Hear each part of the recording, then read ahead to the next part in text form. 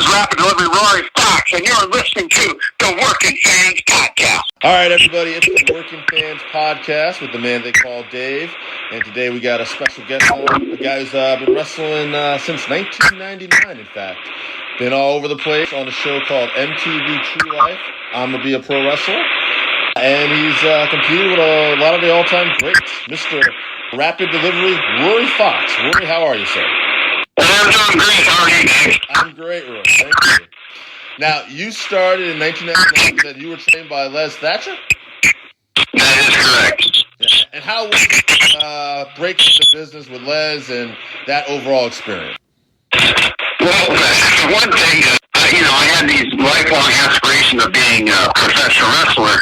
When I started training, there was WWF, there was WCW, and ECW. So, no more options when I started. It's almost like now, there's so many options now, but just like back then. But anyway, when I started, it was a little different than when I started to finish things up 10 years later. But yeah, back in I went there in 1998. It was the summer of '98, and I did my research with Les Thatcher.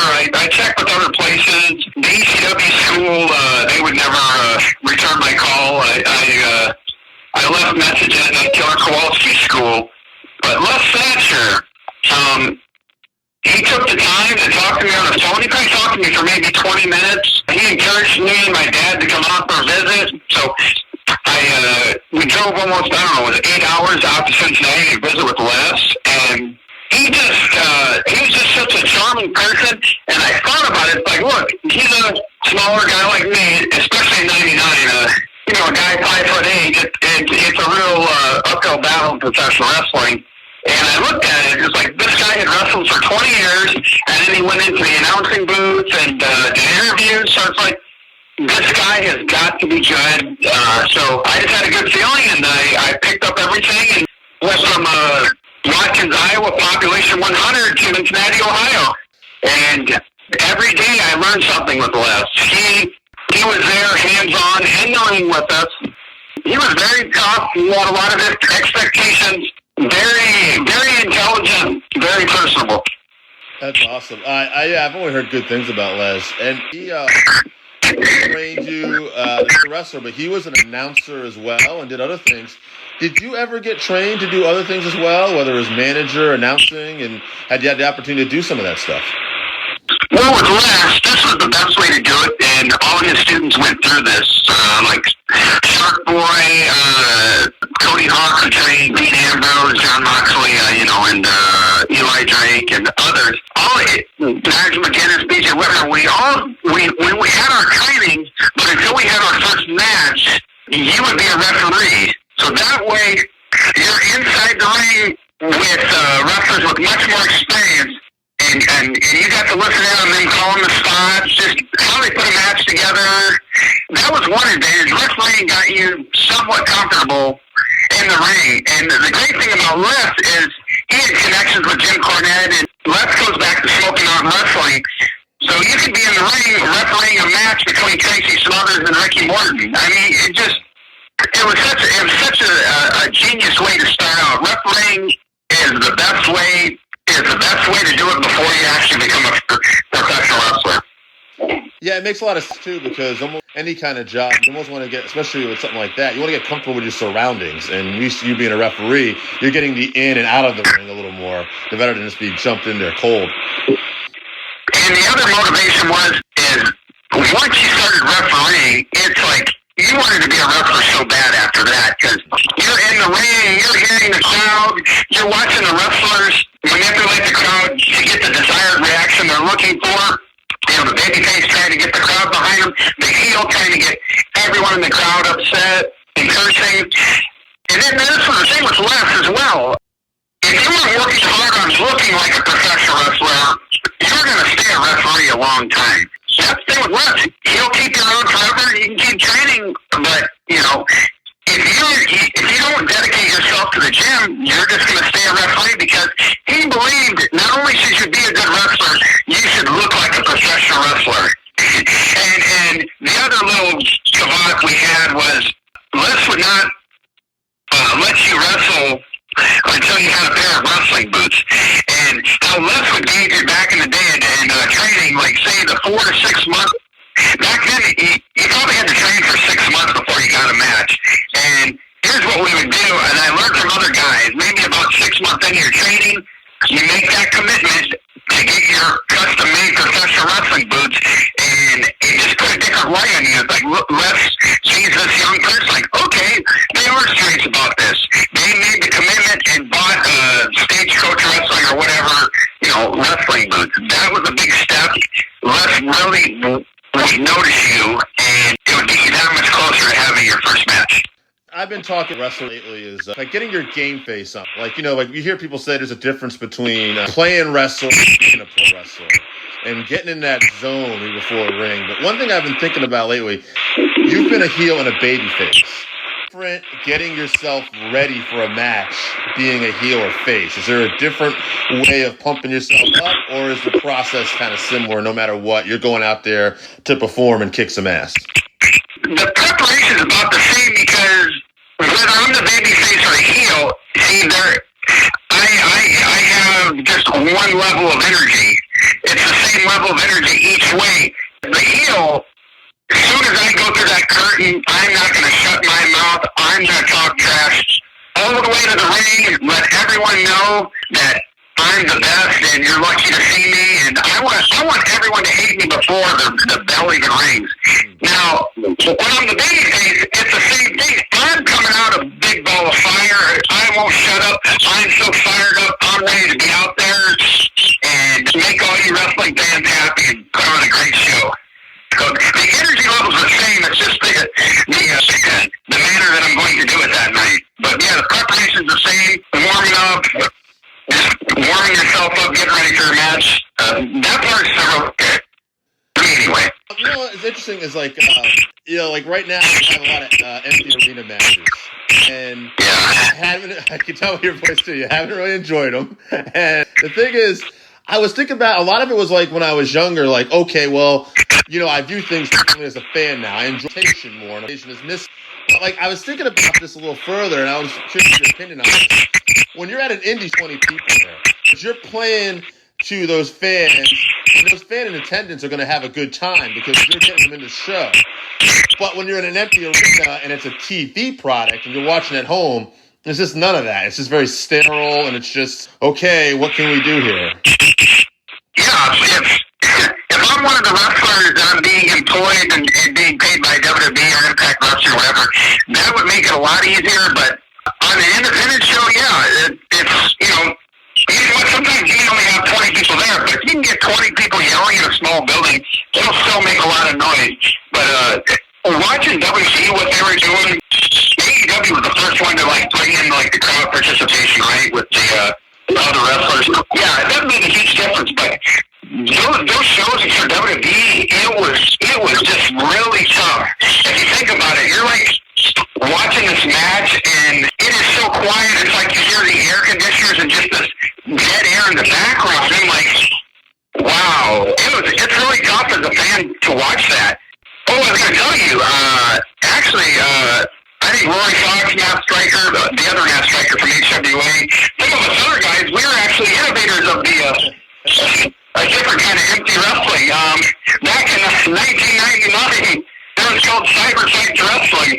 And it would be in these empty buildings. They would set up a wrestling ring and film you. And I guess online they would add in the crowd noise and everything. But yeah, we were doing empty arena wrestling 20 years ago.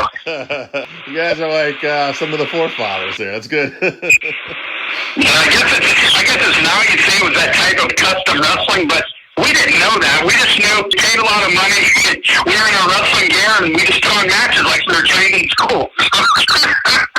Now, I want to ask you now, one of the things, everybody's kind of on this, but it's for a lot of the wrestlers, one of the tougher aspects. What would you say was the tougher part for you to adjust to certain things? Was it cutting a promo, working up a sauna? What was the toughest thing for you?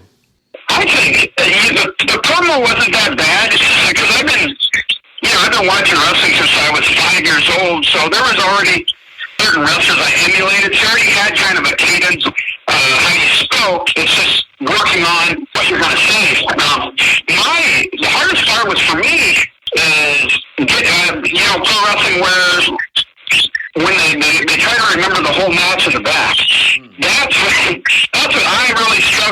selling the whole match in the back, and I get out there, and I'd get a couple minutes in, and I'd totally forget where we were going in this match. And back in the day, I would have what they call a brain fart. It's like when we're really green, we have to put our whole matches together. We can't really calling a match was really difficult, but I would get out there, and I'd have these, what we call brain freezes or brain farts.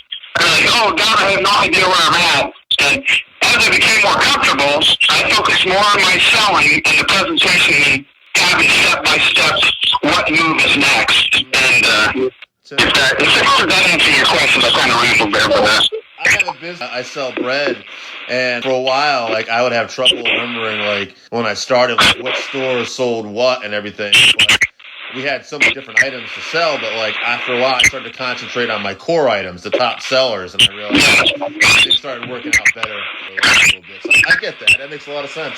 When I learned it was more about bullet points, I had a lot more success. Just have an outline of where you're going. Have your finish. And then have a few little things that you want to make sure you do in the match, but otherwise, just go with the flow, see what the crowd's buying, and work on your selling is so important, because if they believe in what you're doing, you'll have them. But that going out there trying to remember a match, and the crowd sees your facials. Like Les used to say this all the time. It's all about the facials. If you're out there trying to remember what's next, you're not selling that guy punching in the stomach properly, or just all the little nuances. It's just that makes a lot of sense. I mean, I heard one of the best things with selling too. I heard it with Ricky Morton or Ricky Steamboat, maybe both of them, but they would try, like, if they were getting beat down, to, like, almost make eye contact with members of the audience, like, reaching out. And I was like, oh, that makes so much sense when I look back, like, the passion and everything in that ring. You feel like you're a part of it almost. Yes, when I am a babyface, I have stolen some of that. The whole Ricky Morton said he'd be almost pretty much looking at someone in the crowd and saying, help me. And you make that eye contact with them, like, if that fan cheering for you right now, you kind of give them that look, like, you know what, you are making a difference. Keep yelling for me, and we're going to climb this hill. Yeah.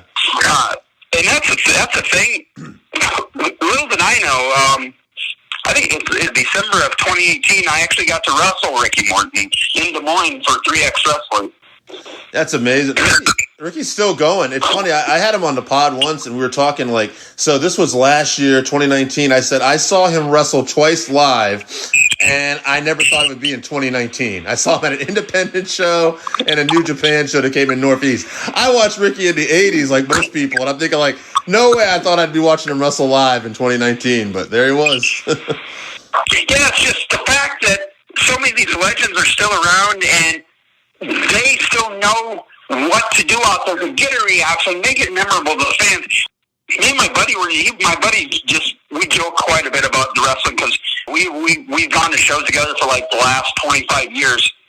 And this AWE wrestling historian, he pops up on Instagram stories every day, this date in history. And me and my buddy Germ, we went to WCW's Great American Bash in the Quad Cities in 1998. And here's a match with Glacier, and it's like, I was just a kid then, and he's just like, did you ever think you were going to have a match in what was 2019? Did you ever think in 2019 you'd be in a tag team match teaming with Glacier? Like, how crazy? That's fine. I was going to ask you that. I was curious because, like, you had done some enhancement work with WWE, and I was kind of curious, like, what's it like going to do enhancement work in the sense that, you're there to do a job, but sometimes you're going to work with guys like Haku and stuff like that, who you probably saw when you were younger. Like, I got to imagine it's super exciting at the same time. Oh, yeah, I definitely adjusted with Haku. 1986, 5 Season Center in Cedar Rapids, Iowa, there's a WWF house show there, and he was called King Tonga then. Yeah. And I'm there. At 10 years old, I'm a 10-year-old kid in the crowd, and if you think about it, this is a packed house, 8,000 people in there, and this little kid up in the risers is going to be wrestling Haku one day on a television taping in Minneapolis, Minnesota, in front of 20,000 fans at the Target Center. Yeah, that's awesome. There's nothing. That's just amazing. Yeah, it's funny. Like I find that even just from we've been doing this podcast since September, and maybe it's just like if you're passionate about the wrestling business. But like when I got to interview certain guys like Al Snow or Ricky Morton, it was like I get goosebumps. I get super excited. It's like, oh my God, I've seen this guy live on TV. I don't even know when this is going to air, but it's funny. We just interviewed George South, who did a lot of enhancement work, obviously, back in the day. Yep. And we met George. He's a guy, I didn't know what to expect going in. I didn't really ever talk to him, but he's so passionate and so excited. He gets you excited talking to him. I'm like, oh my God, I'm the biggest fan of this guy now. Yeah, I'd probably talk to him for like 2 hours just talking about stuff and how he did things back then, and then just also his stories. It's just, I mean, you how can you not get goosebumps just hearing his stories? And he's another guy with a lot of passion. I mean, he just lives and breathes professional wrestling, even at this age. Yeah, now, you're obviously very passionate about this because you have another job you do day to day, I believe, and you're still making this work. Right now I'm sure it's very hard, but hopefully we'll have some stuff coming out soon. But, you're still doing what you can just to get out to reform. It's got to be just because you love doing this. Yeah, I before this pandemic happened, it's like I literally am the weekend warrior, and I'd be at work all week during the morning, promo ideas, promos, angles, just things just pop into my head all day at work while I try to do my job, and just ideas are coming all day, and it's like now, it's like I'm looking for any inspiration, like something with the Zack Ryder deal, or now with the Talking Shop, Good Brothers, all that stuff. It's like, God, I feel like a songwriter. It's like all of a sudden, just in the blink of an eye, this promo pops my head, and it's like I have to film this quick at home. Or like at work the other day when I thought, you know what, I got to promote this more right now while the iron's hot. The Talking Shop podcast. I just went home and filmed the promo quick, but I did a voice text at work just like to make sure, I didn't have a pen and paper to write it down. I didn't feel like doing that. It's like, all right, I'm going to do this voice text memo right now, and these are those bullet points I want to say right now. And so it's just you get inspired, and it's like if you don't write it down or do something right there, you forget about it and it's gone. Right. Or it may not be as good as the original idea that popped in your head. No, absolutely. And, it's funny. I just started listening to that podcast, and I heard you on the other day, and sure enough, I said, I want to get this guy on. He's super exciting. He's fun. And, and I look at it like this too. Maybe we're a smaller, limited audience, but I want people to know about, hey, listen to this guy. Get to know him. You're wrestling fans. Look him up. And I hope that all, works out. You know what I mean? Everybody tries to help each other in the business because it's just, I don't know. We're still a niche audience. As big as wrestling is, it's niche. And I like to think we got to all work with each other sometimes, Yeah, and the key thing is with me, the MTV thing was 20 years ago, and the Exploding Trunks of Zack Ryder was 10 years ago, but yet somehow these little things are remembered, and I'm smart enough now to where if any kind of mention or something happens, I'm going to capitalize on it. It's just, I'm just taking what the universe is still giving me. The reason I was even interviewed on the Talking Shop podcast was Carl Anderson made a comment that, how did he not capitalize that? I don't understand that. Give me an MTV show. Yeah, sure, give me an MTV show now. And make me 10 or 15 years younger. I'll knock it out of the park and go everywhere. But no, it's just, when I heard that, I felt the need to respond. And that's the thing. I want everyone out there to know. It's always no if you don't ask. Sometimes you're going to get that yes. I've got a lot of no's or no answer, but I got a yes. He replied back immediately. And another example, the Zack Ryder thing. Zack Ryder was interviewed by Chris Jericho for Talking Jericho 4 or 5 years ago. It was like the 5th anniversary of the Exploding Trunks. Yeah. And after I heard it, and I was just so upset because they were joking and laughing about the most embarrassing thing in my career. And I met Chris Jericho once 20 years ago, the night before, not 20, but close to it, at the NWO Sold Out was in Cedar Rapids, Iowa, 5 Season Center. Oh, yeah. I got pictures with Eddie Guerrero and his mullet and Chris Jericho. Maybe I'll send that picture to you. But I'm sitting here just doing the indies in Iowa, nothing really going on, and I was so upset about that podcast. I said, Chris, I understand you're going to be in Des Moines performing with your Fozzy band. May I tell my side of the story of the wrestling trunks, of the exploding trunks? And this is a guy with 2 million followers on Twitter. Yeah. He's known worldwide. He's had this amazing career. And he's like, absolutely, I would love to have you on the show. I'm thinking, look at this. Just that one little, I just asked, and I got a yes. And next thing you know, November comes, I'm being interviewed by one of my idols on his tour bus, and he's just thrilled to talk to me. Yeah. I mean, how crazy is that? 100%. And I love that attitude. This is about you, but I can connect on that. And I just recently, I won't drop his name, and we're still trying to get the interview, but there's a guy. We've interviewed guys on Ring of Honor, MLW, NWA, and we had a guy I approached about doing an interview at Impact Wrestling. And he said, sure. And then he went back and he said, oh, it has to be approved by PR. I was like, oh, no problem. And he was nice enough, and he said, I can get you that PR information if you want. And I said, absolutely. But he said, if you don't want it, I understand. And I said, why the hell would I not want that? I said, of course I want that. I'm like, that would help me out so much. And I told him, I said, I just think there's no harm in asking as long as you ask nicely. Exactly. Yeah. And then the old way they used to test you, from what I've heard in the old days, in the 80s, the guy back before the cell phones and text message, and the WWF in the 80s, you had to call Pat, oh my God, this is like Dusty Wolf. He was an enhancement guy in the WWF in the 80s. Then he was called Dale Wolf when Dustin Rhodes was there. But anyway, he told me how he used to have to call the office, and Pat Patterson kept saying no. Maybe I'm getting my stories mixed up now. But anyway, Pat Patterson kept saying no, and finally they're like, okay, if I give you a shot, will you stop calling me? He's like, yeah, and it worked out. But no, Dusty did hear some no's, but Terry Garvin helped get him in. That was a different story, but he did hear no's before. But no, it was no, and then there was a yes. It's just, and that's the thing. Once you get that yes, that is your opportunity. It may be a one time, or it could be the start of many. But if you nail that one time, you finally do get a chance. It's unlimited to what you can do.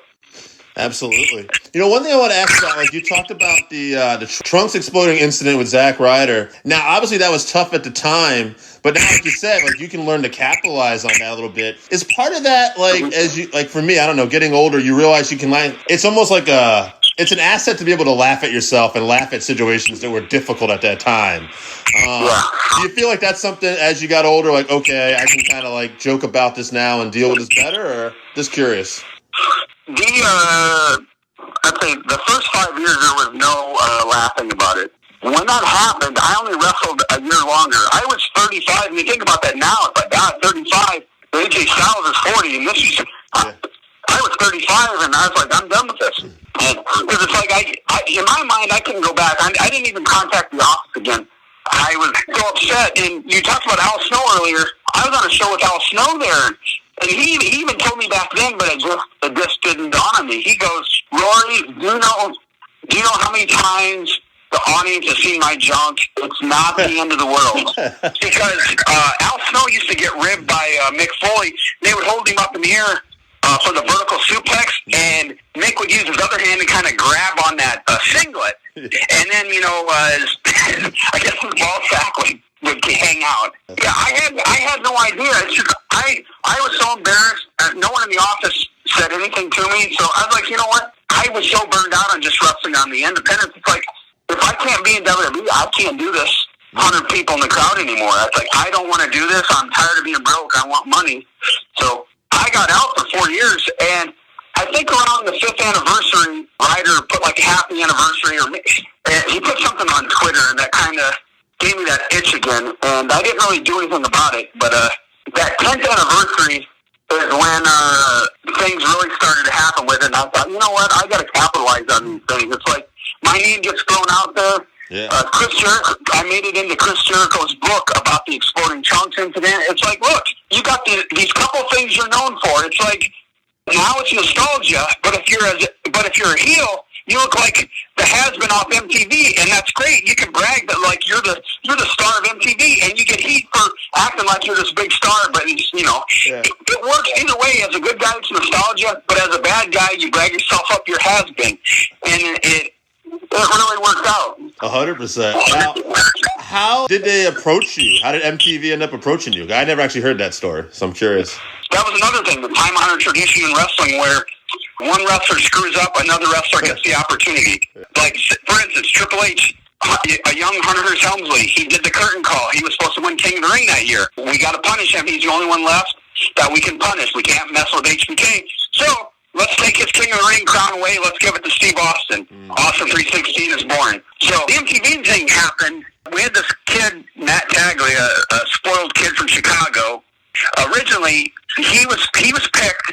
They brought him out to Cincinnati. They were going to film his training and outside the ring as well, going to the gym, doing whatever. But just the whole key thing was it was based on 3 stars. One guy at the beginning of his career, one that's going to be the champion, and then one guy that's at the end of his career. So you had Tony Atlas and Triple H. All 3 stories going. And this kid couldn't just go to training every night like he's supposed to. We had training, like, say, Monday, Tuesday, Wednesday, Thursday, and then on Sundays. And he could not do that. He's a rich kid, so he was going to the bars every night and staying out way late. And I would have to go to the motel he was staying at and pick him up. And the curtains would be drawn at 5 o'clock at night. So he probably got in at like 4 or 5 in the morning, and then he would sleep till 5 o'clock at night. And he just wasn't showing up for training. And he was already, like on the video, he was already telling girls that he was a pro wrestler, but he'd only been training for a couple weeks, which that'll get you red hot. And eventually he ended up having a severe drug problem, and he got shipped off to rehab. And during that time, Bank Starver, the producer of the show, went around interviewing different students. And he really liked my story, the fact that I'm this young kid from Watkins, Iowa, never even have left the state of Iowa. I picked up everything I had and moved out to Cincinnati because I just was not satisfied with going to Whirlpool or Man Refrigeration Factory day in, day out. And it was killing me to watch every Monday night and think, God, can I do this or not? I have to find out, because if I never go, I'll be miserable the rest of my life. So I picked up everything and moved out there. And I guess it came across well to this producer, like, hey, why don't we try out this Iowa kid, since the Chicago thing's a bust? Let's follow him in training, and then boom, off we go. I'm already getting an opportunity, and I haven't even had a match yet. Wow, that's awesome. I guess it goes to say, right? Just always have your gear ready. Just be ready for anything, and be willing to do it. Yeah. And when I had my first match, I had to actually buy him from one of the other kids training there. This real good kid from Texas. He didn't like wearing his wrestling boots. He liked wearing, what's those other shooters they have, the little black shoes. They're not ASICs, but they're something else. Yeah. Roddy Strong would wear them sometimes. Those little wrestling. Yeah, those things. But anyway, he preferred wearing those. So I took his wrestling boots, and they're like, hey, let's use this kid. Oh, by the way, another funny Les story. Les was so serious about you wearing wrestling boots on his show. That kid, his name was Jeremy Jett. He's in the ring having a match, and Les is dangling the wrestling boots off to the side of the building. Like, what's he doing out there in them damn shoes? That was great. Oh, before I forget, about Les's dedication to his students. I don't know of anyone doing this now, but back in the day, we had Sunday training, and you know what? We're young kids in our early 20s. We're not looking forward to Sunday morning training. You know, we're going to the bars Friday, Saturday nights if there's no wrestling shows. And boy, if you didn't show up for training at 11 on Sundays, I guarantee you this was going to be on your voicemail. This is just, the answering machine in your house. Right. For example, this was mine when I didn't show up one time. Okay, the phone rings. He goes, hello, this call is for Steve Moss. This is Les Thatcher, and your ass is grass. Click.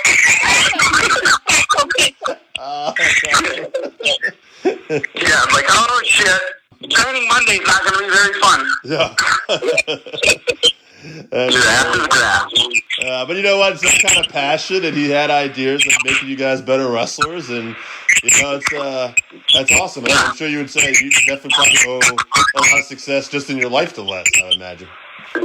Yeah, and the great thing with Les, if he's already in the office, you can come to training early and then work on little spots that you watched in matches. Like usually everybody at wrestling's got one person they really get along with at training, and then they want to work on moves together. So me and Jeremy Jett, we come before training, and we do some Owen Hart stuff from New Japan or Tiger Mask Dynamite Kid stuff.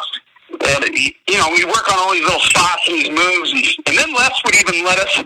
If he's still in the office after training, we could work on stuff. That was when you worked on new moves, because at training you're learning how to bump and put on little matches. But when you want to work, you want to freestyle and work on other stuff. You did it before or after training. And the ones that usually did that were the ones that were the most successful. One other thing I wanted to ask you about, I saw that you live in Iowa. You were also born in Iowa. Yeah. How do you feel about the aspect of traveling then? Because the guy who's basically lived in that state, I would think he's probably not a big fan, and that might be one of the most challenging things. But was it? I don't know.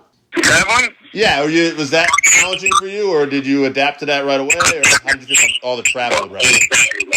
I'm so much better at it now. It's like I just look forward to it. I work out of Iowa City. As soon as I would get off work, there'd be days where and mind you, I would have to open the store I worked at 5 a.m. I might leave at 2 o'clock, and then I got 4 hours right to St. Louis, and bell time's 7:30. And then some nights I have to open the store in the morning, so I'm leaving the show and coming right back. But I mean, it's just you just feel free as a bird when you're on that road, listening to music, podcasts, whatever, heading to that next town. It's the best feeling. And I don't ride with anybody either. I go all these places by myself. I like, I don't have to share the radio with anybody.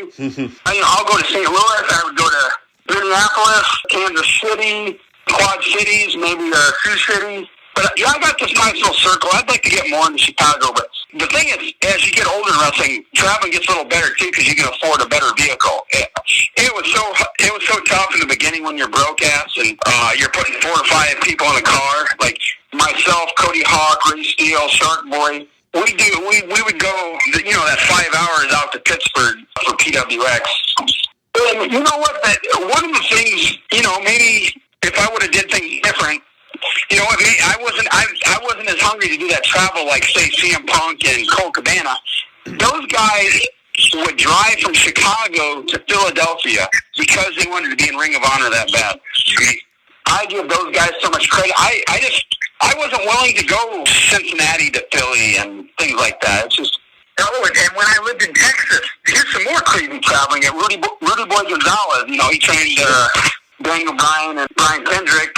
Lance Cade, he was so hardcore with his students. He would drive. You pay him, get in the rental car, off you go.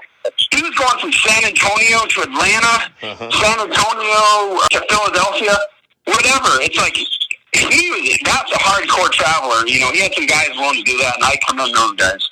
Yeah, 100%. But at this stage, I'm good 5 to 6 hours. I'm not too thrilled about 8 hours, but oh my God, if it's for a certain opponent or it's the right dollar amount, yeah, I'll do 8 hours too. One thing, two more things I want to ask you. One of them being, I don't really ask this often, but I'm kind of curious. You're a very straightforward guy. Maybe you don't have to name any names, but like pet peeves in wrestling. Maybe something that somebody will do in a match, or something that would bother you as a wrestler. Like, man, why did the guy do that? Or what's something that bothers Rory Fox? Nowadays, it's like I get tired of seeing you hit this one big move to pick them up to do another big move just for that other person to kick out. Yeah, if you hit me with a big move, I'm going to lay down. I'm not going to get right up so you can knock me down with another move. Right. But, it's I'm like other old-timers. It's just less is more. One day you're gonna need those bumps back that you're wasting by doing so many moves. Have you ever had anybody be like, I don't know, I mean, stiff and snug's one thing, but have anybody just been careless with you or tried to take advantage of you in the ring? That kind of stuff happened early on. Yeah. Like my first or second year in the business, this one guy had a move where he hooks you in a full Nelson. It was a different type of suplex. I don't know what kind of suplex that was. And I said, no, I really don't feel comfortable taking that move. But this is when he had 15 years experience, and I had one year. And just like I thought, he ended up dumping me on my head on that suplex that he had to get in. Yeah, these guys that have to get their shit in. Or stuff that's ridiculous. It's like, I'm not going to do that. If you want to do these 3 moves, I'll let you do that 1 move, but the other 2, we don't need it. So I'm a lot. I'm like, no, we don't need that. We don't need that. The other thing that bothers me, it's just like there's too many kicking out at 2 3/4. Every match does that. I mean, we need more kicking out at 1, 1.5, then maybe 2. It's like, let the opponent wear you down. Like, if you see my matches, you're going to see 1 kickouts. You're not going to see 2 3/4 right at the beginning of the match. I get tired of that too. It's like every match has to have all those near falls. Every match doesn't need the near falls. One thing I heard Ric Flair say this once was, and this is Flair and Steamboat, but he was saying early on that he would knock Ricky down, and Steamboat would pop right back up. And he talked to him. He said, Rick, slow it down. He said, maybe get up to 1 knee at first, or, maybe work it in, And I was like, oh man, that's Ric Flair telling you. I was like, okay. You're obviously a very passionate guy. I'll just wrap this up. Is there any goals you got left you want to do in pro wrestling right now?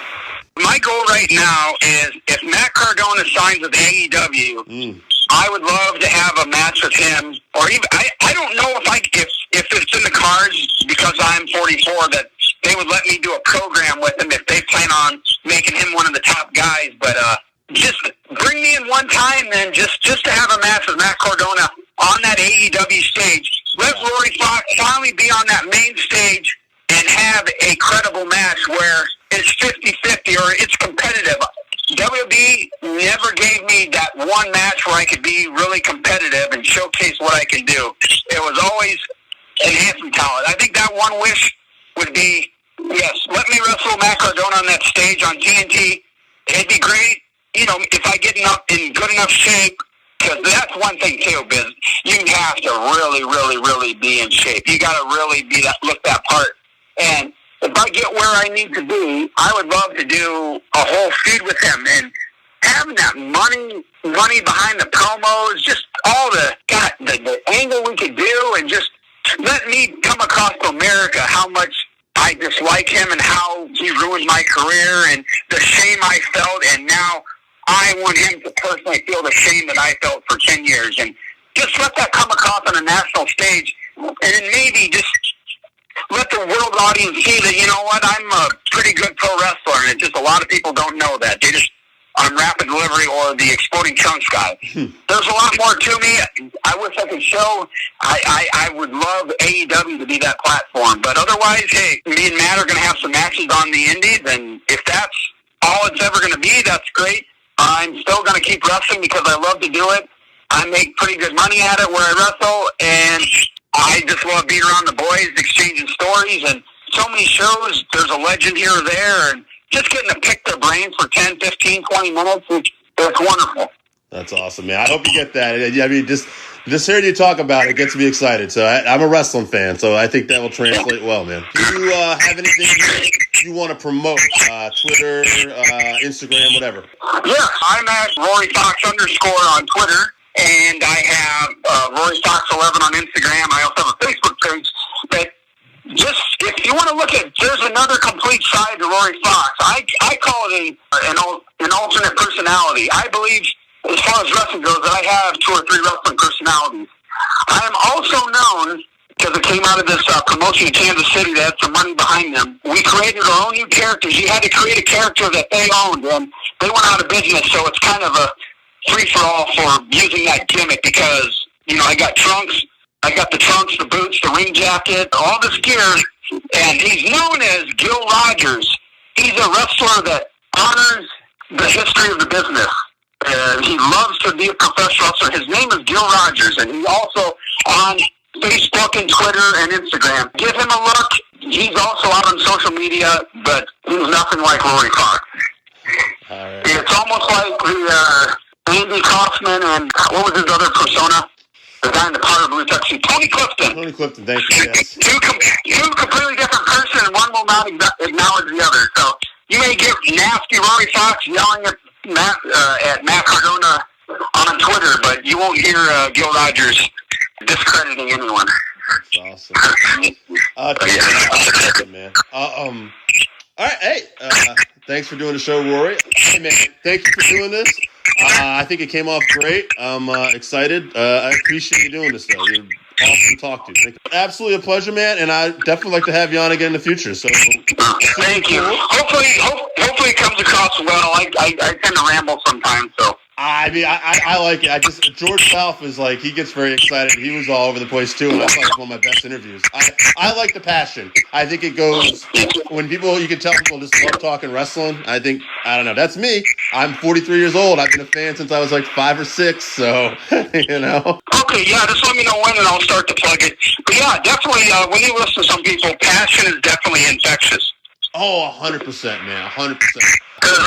I definitely felt and definitely as you start to interview other people, they're going to be like, well, I did this at this time. You'll find out. But I've been discovering that. We've been very fortunate, but there's definitely some guys, like, you can tell it takes them a little while to get warmed up, and sometimes they don't, and then sometimes they're slow starters and they're awesome. I attribute to what kind of day somebody's having too, and I got thick skin anyway, so you know. Well, anyway, you heard this interview. This was booze free. So the other one was me getting drunk with the boys and people I knew for 20 years. And the only difference was I was talking to my friends, and we just happened to be recording it. If you know me, that's how I am if I get around certain people and having fun. I knew that right. I was not expecting the same. I was like, I mentioned, I have a buddy who edited everything and produced everything, and he's on the pod, and I said, I don't think we're going to get the same, Rory, because I would not expect him to be drinking. It sounds like he's going to be coming off of work and then talking to me. So. But it seems like that's starting to be, if this is what those WWE guys want from me, I mean, I'm going to give that to them.